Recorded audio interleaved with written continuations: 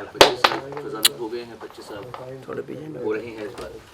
तो मैं ट्रिब्यूट दूंगा मेरे गुरु जी अंकल जी की। 15 की और ओह अच्छा अच्छा, मुझे स्पेशल डेज में आप मतलब ओकेजन में इनवाइट करते हैं आप।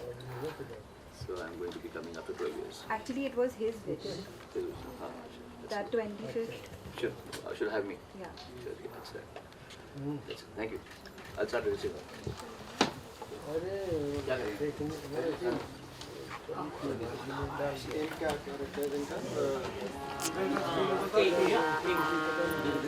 फाइट कर लेते हैं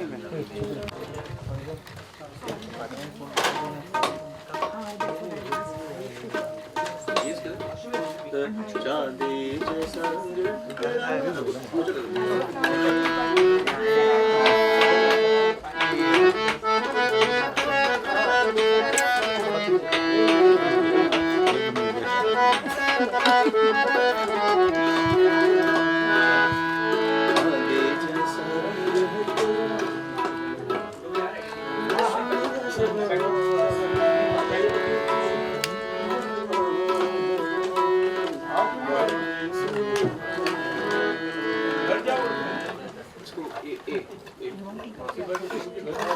मैं वैसे बहुत बजा के नहीं आऊँगा।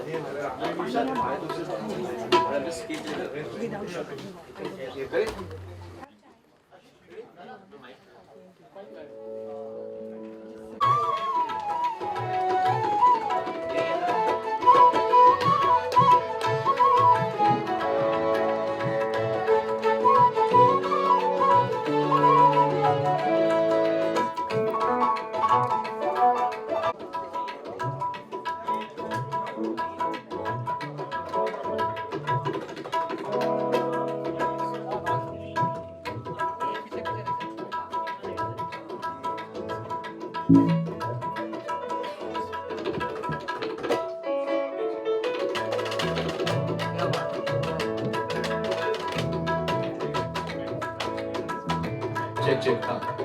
Sugar is ta ta ta ta ta ta. Beginning. Ta ta ta.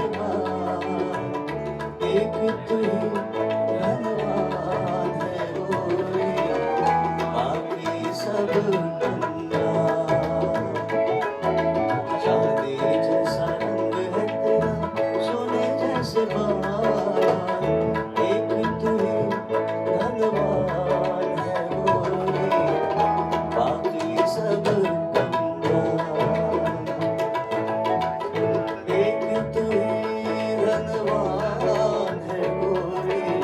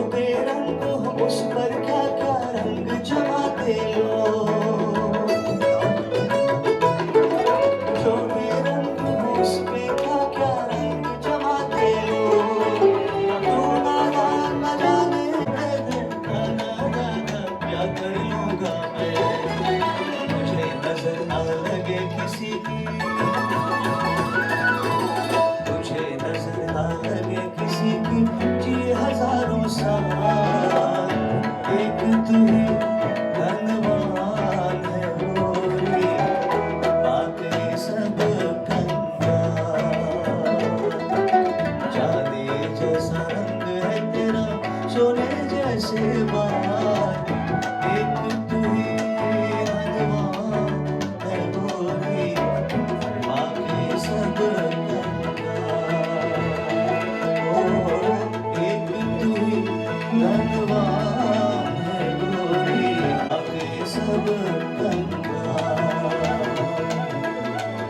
बाकी सब बाकी सब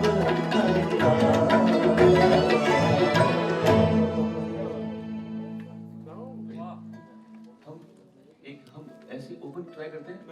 आप जिनके करीब हो लेट्स ट्राई उससे स्टार्ट करते हैं, है ना? Let's start with that.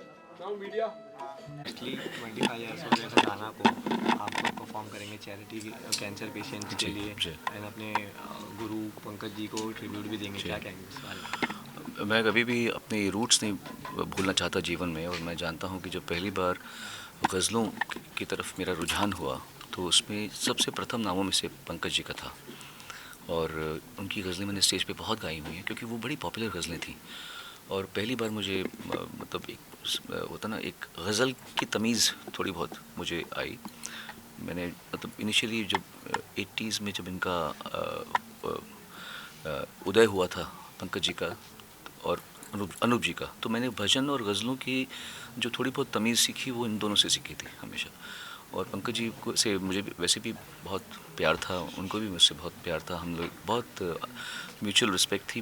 And he left us very early, living all of us in grief. और उनके स्टार्ट किए हुए ख़जाना को 25 साल हुए हैं. और मेरा फ़र्ज़ बनता है कि मैं उनकी लेगेसी जो उन्होंने खड़ी की है उसमें छोटा सा अपना हिस्सा निभाऊं, इसलिए मैं यहाँ पर आया हूँ. सर स्पेशली जब यंगस्टर्स की बात की जाए तो लोग कहते हैं कि यंगस्टर्स जो है सोशल मीडिया की तरफ ज़्यादा रुझान रहता है, बट म्यूज़िक की बात की जाए अगर जिनको म्यूज़िक में रहता है वो ज़्यादातर इंटरनेशनल म्यूज़िक सुनते हैं या फिर रैप म्यूज़िक सुनते हैं. क्लासिकल म्यूज़िक और गज़लों की तरफ इतना कम रुझान क्यों है आजकल के यंगस्टर्स को? देखिए, मैं आपको बताता हूँ, एक पिरामिड या ट्रायंगल जो होता है ना, ट्रायंगल, ये हर फील्ड में एक ट्रायंगल होता है. सबसे नीचे के बेस में पॉपुलर चीज़ें आती हैं. जैसे जैसे आपकी कला उठती रहती है आपकी ऑडियंस कम होती रहती है. स्पोर्ट्स में भी ऐसे होता है. जो सबसे पॉपुलर जो झुग्गी झोपड़ी में बच्चे भी खेल सकते हैं वो है क्रिकेट या सॉकर, तो वो सबसे ज़्यादा ऑडियंस उसकी होगी. थोड़ा ऊपर जाएंगे, लॉन टेनिस, कोर्ट नहीं मिलता तो थोड़े कम लोग होंगे देखने वाले, चाहने वाले. बैडमिंटन और कम होता है, आपको कवर चाहिए. टेबल टेनिस नहीं होता लोगों के पास में. फिर एथलेटिक्स आते हैं. उसके बाद टॉप में आता है चेस. चेस की ऑडियंस ही नहीं होती क्योंकि वो समझते नहीं लोग. म्यूज़िक में भी होता है, रैप, पॉपुलर म्यूज़िक, ये सबसे लो, हर इंसान गा सकता है रैप को, तो अच्छी बात है, लोग एंजॉय करते हैं. थोड़ा ऊपर जाएंगे फिल्म म्यूज़िक आ जाएगा. थोड़ा ऊपर जाएंगे गज़ल भजन आएगी. फिर क्लासिकल टॉप में, जैसे चेस है वैसे क्लासिकल म्यूज़िक है. तो आप कभी उम्मीद नहीं कर सकती कि गज़ल या भजन की ऑडियंस कभी रैप वाली ऑडियंस होगी. एक जैसे आप एलिवेट करते हैं अपने क्राफ्ट को, ऑडियंस कम होती रहती है. तो ऐसे ही होता है. सर ऑर्केस्ट्रा म्यूज़िक की बात की जाए, लाइव म्यूज़िक की बात की जाए तो आजकल जो है हमें प्लेबैक सिंगिंग में तो बहुत कम देखने को मिलती है. तो क्या कहेंगे उसके बारे में आप?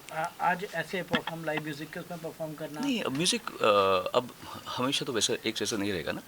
अब फिल्मों का सुर बदल गया है, फिल्मों का टेस्ट बदल गया है. तो हम, लेकिन इंडिपेंडेंट म्यूज़िक अच्छा चल रहा है, बहुत अच्छा चल रहा है. जिसको जो गाना गाए, गज़लें गाए, भजन गाए, रैप गाए, पॉप म्यूज़िक गाए, तो अभी तो मुझे लगता है म्यूज़िक का बहुत अच्छा दौर चल रहा है. तो we should appreciate it. Sir playback singing की बात की जाए तो अरिजीत सिंह वापस आ रहे हैं प्लेबैक सिंगिंग में, क्या कहेंगे उसके बारे में? बहुत अच्छी बात है. वो गायक अब था. सर देश में एक सिचुएशन चल रही है, स्टूडेंट प्रोटेस्ट चल रहा है. मैं यहाँ किस लिए आऊँ? बस. रिसेंटली आपने चार दीवारी आप के क्योंकि साथ हाँ आपने चार दीवारी के साथ अभी हो collab गया, किया था। एक लास्ट अच्छा बोलिए. रिसेंटली आपने चार दीवारी के साथ कोलैब किया जी. था, एक गाना आया था इस तरह, तो क्या आप फ्यूचर में भी और इंडिया आर्टिस्ट के साथ कोलैब करेंगे? हाँ, मैं I lead life one day at a time. मैं प्लान नहीं करता मैं ये करना चाहता हूँ, मैं वो, मेरे हाथ में मेरी खुद की ज़िंदगी नहीं है. मैं कल उठूँगा सुबह सोकर, ये मुझे भी नहीं पता. तो मैं ज़्यादा प्लान नहीं करता कुछ भी. नहीं, सच्ची बात है. तो मुझे जो भगवान एक दिन में जो मुझे देगा, आज मैं जिंदगी बिता रहा हूँ, उसके बाद में क्या कोलैब होगा, मैं क्या गाऊँगा, मुझे कुछ पता नहीं है. I one day at a time. Thank you so much. Thank you. Thank you sir. Thank you so much.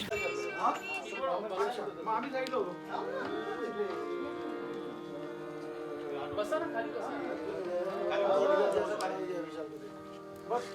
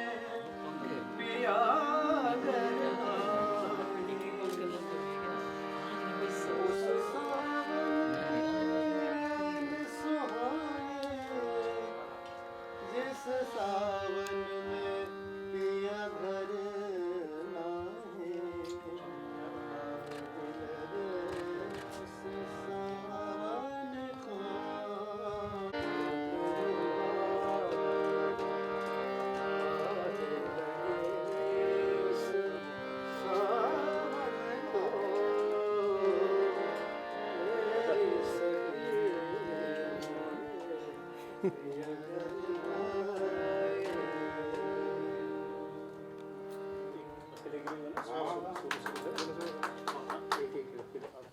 है भाई?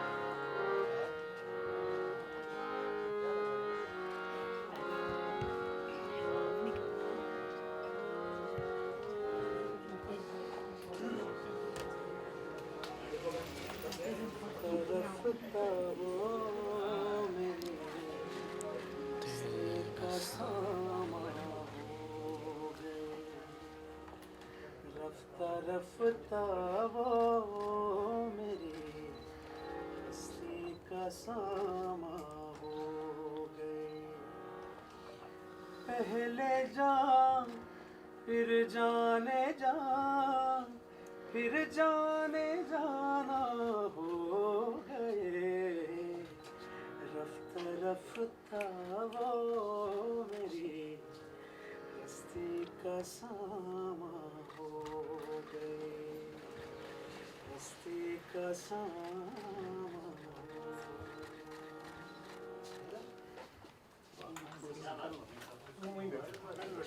दुनिया भर की यादें हमसे मिलने आती हैं। शाम ढले इस सुने घर में मेला लगता है।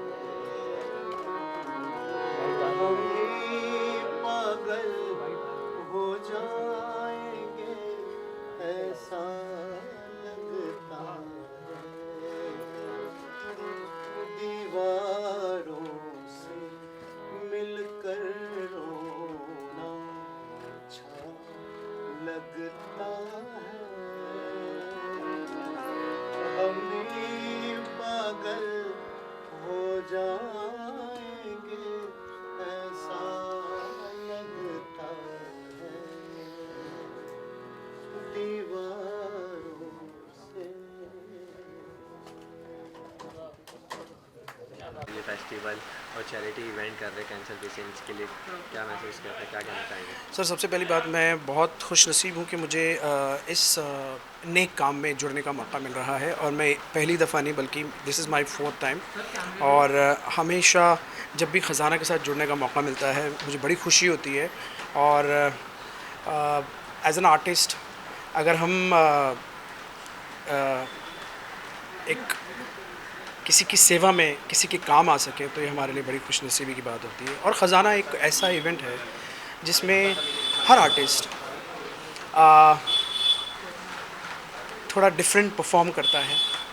आम तौर पे हम जिस तरह से अपने स्टेज लाइव शोज़ में जिस तरह के गाने हमारे अपने गाने परफॉर्म करते हैं उससे अलग हटके हमें परफॉर्म करने का मौका मिलता है तो एक डबल एक्साइटमेंट रहती है। So I am very happy to being a part of this. Sir कई क्रिटिक्स का ये कहना रहता है कि सोशल मीडिया का ज़माना है, यंगस्टर्स इतने गज़ल के प्रति जो है उतना लगाव नहीं रखते होंगे, तो क्या कहेंगे उसके बारे में सर आप? नहीं, मुझे लगता है कि ना देखिए अगर गज़ल गायकी को प्रेजेंट किया जाए और उसको एक जिस तरह से हमारे कंटेम्प्रेरी जो जेंजी जो क्राउड है जिसको हम जेंजी कहते हैं तो उनके टेस्ट के हिसाब से अगर हम उसको डेवलप करके उतना गाढ़ा ना करें तो उनके टेस्ट के हिसाब से अगर परोसा जाए तो मुझे लगता है कि वो सुनेंगे। और क्योंकि गज़ल गायकी फिल्मी गाने को अगर थोड़ा सा गाढ़ा किया जाए या गज़ल गायकी को थोड़ा सा लाइट किया जाए तो फिल्मी गाना बनता है। तो दोनों आसपास हैं और बात प्यार की है, रोमांस की है। सर लाइव म्यूजिशियंस का टाइम अब चला गया है लोग कहते हैं, और स्पेशली जब आप ऐसे लाइव म्यूजिशियंस के टाइम पे प्रैक्टिस करते हैं या गज़ल गायकी गाते हैं तो वो कितना ज़्यादा अच्छा रहता है सर एज ए सिंगर, आप क्या कहेंगे उसके बारे में? सर मैं बचपन में मैंने गायकी शुरू ही की गज़ल गायकी को से इम्प्रेस होकर। तो वो एक कहीं ना कहीं जो टच है, जो रूह है हमारी, वो जुड़ी हुई है गज़ल गायकी से। और मुझे बड़ी खुशी होती है कि जब ख़जाना जैसा एक इवेंट है जिसमें गज़ल गायकी को प्रमोट किया जाता है, गज़ल गायकी के माध्यम से एक बहुत ही सोशल कॉज से जुड़ा हुआ है, तो बहुत अच्छा लगता है, बहुत ही मज़ा आता है। और आई एम वेरी हैप्पी कि ना इस तरह से लोग जुड़े हुए हैं इसमें, और हम भी उसमें साथ में शिरकत है हमारी भी। Sir being from the music fraternity, royalty का एक बहुत बड़ा इशू होता है सर सामने। और रिसेंटली तनिष पागची ने भी यशराज के ऊपर जो कहा है कि मतलब कि उनको रॉयल्टी नहीं मिल पाई थी जितनी उन्होंने डिमांड की थी। फिर यशराज ने कहा कि उनका एग्रीमेंट के हिसाब से उनको रॉयल्टी मिल गई है जितनी, क्योंकि 3 म्यूजिशियन थे सैयारा के पूल के उसमें, तो तीनों म्यूजिशियन को रॉयल्टी मिली है। तो फिर उन्होंने अपना पोस्ट डिलीट कर दिया, बट फिर अमान मलिक भी उनके सपोर्ट में आ गया। और उन्होंने एक्चुअली मैं इस बारे में कुछ भी नहीं जानता हूँ, और सर बट रॉयल्टी एक बहुत बड़ा मुद्दा होता है। मुद्दा तो है, लेकिन है ना मैं इस बारे में ज़रा ज़्यादा नॉलेज रखता नहीं हूँ, बट मुझे इस बारे में ज़रा ज़्यादा जानने की ज़रूरत है, फिर भी कुछ बात कर पाऊँगा। इसके अलावा सर देश में स्टूडेंट प्रोटेस्ट चल रहा है जिसको लेके कई बॉलीवुड के दिग्गज अपनी राय रख रहे हैं, आपकी क्या राय है, आप कुछ कहना चाहेंगे इस बारे में? नहीं, मुझे लगता है कि देखिए, मैं तो अभी परसों ही आया हूँ, मैं यूएस में था, बट मुझे लगता है कि ना हमारे जो स्टूडेंट्स हैं जो प्रोटेस्ट कर रहे हैं, या वांगचुक सर अनशन पर है, मुझे बड़ा इस बात का दुख हुआ कि वो 22 दिन से ना अनशन पे हैं, और जिस मुद्दे को वो लेकर चल रहे हैं वो मुझे लगता है कि जल्द से जल्द उनकी जो मांगे हैं वो पूरी हों, और मुझे लगता है कि वो ये सब सॉर्ट आउट होना चाहिए। लास्टली सर हमारे दर्शकों के लिए क्या कुछ पेश करने वाले, एक थोड़ी छोटी सी लाइन हो जाए तो? नहीं, मैंने देखिए कुछ गज़लें गाऊंगा, क्योंकि ख़जाना एक गज़लों का एक इवेंट है, और इसमें हर आर्टिस्ट, जैसे कि मैंने कहा कि हर आर्टिस्ट को ना नई चीज़ें, कुछ गज़ल से रिलेटेड कुछ करना है, तो वही मैं करूँगा। जैसे मैं रफ्ता रफ्ता गाऊँगा, रफ्ता रफ्ता वो मेरे हस्ते का सामा हो गए, पहले जान फिर जाने जा, फिर जाने जाना हो गए, रफ्ता रफ्ता वो मेरे हस्ते का सामा हो गए। Thank you so much sir, lovely. Thank you. Thank you sir, wish you. हाँ आप जाइए। अच्छा नहीं फिर ज़्यादा रश हो जाएगा। हाँ मुझे पता है, करने के लिए कर सकते थे।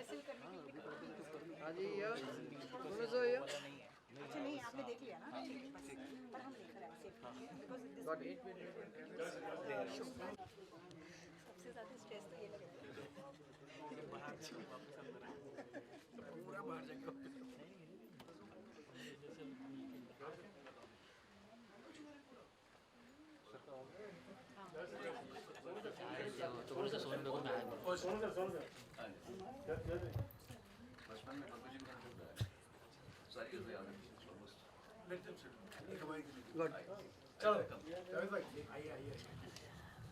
इस तरफ भी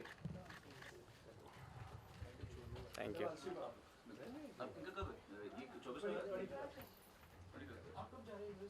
मैं जाऊँगा 25 के सुबह, एक हफ्ते के लिए, फिर मैं वापस आऊँगा।